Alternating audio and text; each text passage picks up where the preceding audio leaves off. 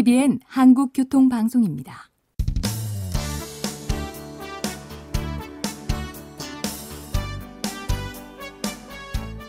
한문철 변호사의 교통사고 솔루션.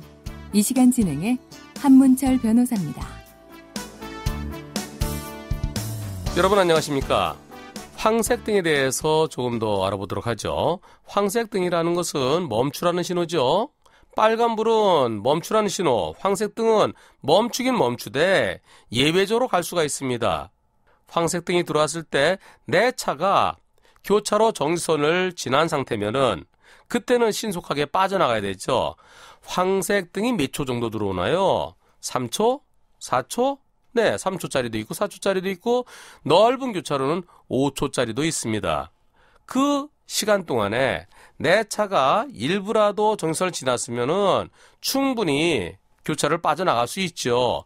교차로 넓이가 보통 한 30m, 넓은 데는 한 50m, 물론 70m 되는 곳도 있습니다. 시속 60km로 달리면 1초에 16.7m, 3초면 50m, 5초면 70m 이상 빠져나가죠. 따라서 내 차가 정지선을 지난 상태에서 황색등이고 정상적인 상황이라 그러면 충분히 다 빠져나갈 수 있습니다. 그런데 상당수 운전자분들이 정지선에 멈추려 하지 않고 정지선 전에서 황색등이 켜졌는데도 무리하게 빠져나가려다가 꼬리물기가 되는 경우도 상당히 많지요.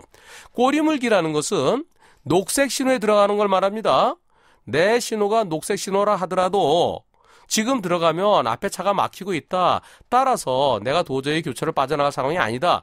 그럴 땐 들어가지 말아야 되죠. 그런데 녹색 신호니까 들어갔다가 중간에 딱 막히면은 그게 꼬리물기입니다. 황색 신호에 들어가는 것은 꼬리물기가 아닌데 현실적으로는 꼬리물기랑 같은 상황이 될 수도 있다는 얘기죠. 만일에 나는 황색불에 멈추지 않고 들어갔습니다. 중간에 빨간불로 바뀌었어요. 그런데 저 옆에서 자기 신호 떨어진 다음에 출발하지 않고 빨간불에 미리 출발했고 나는 황색불에 들어가다가 사고 났습니다. 그럴 때 과실 비율은 누가 잘못했을까요? 보통 보험사는 둘 다 신호 위반이다. 하나는 빨간불 위반, 하나는 황색불 위반. 따라서 50대 50이다 이렇게 얘기를 하는데요. 하지만 법원에서는 황색등 위반은 녹색의 연장이죠. 빨간불 위반은 완전한 생짜배기 위반이죠. 따라서 빨간불이 더 많이 잘못했다. 빨간불이 70, 황색불이 30% 정도로 판결되고 있습니다. 오늘은 여기까지입니다. 고맙습니다.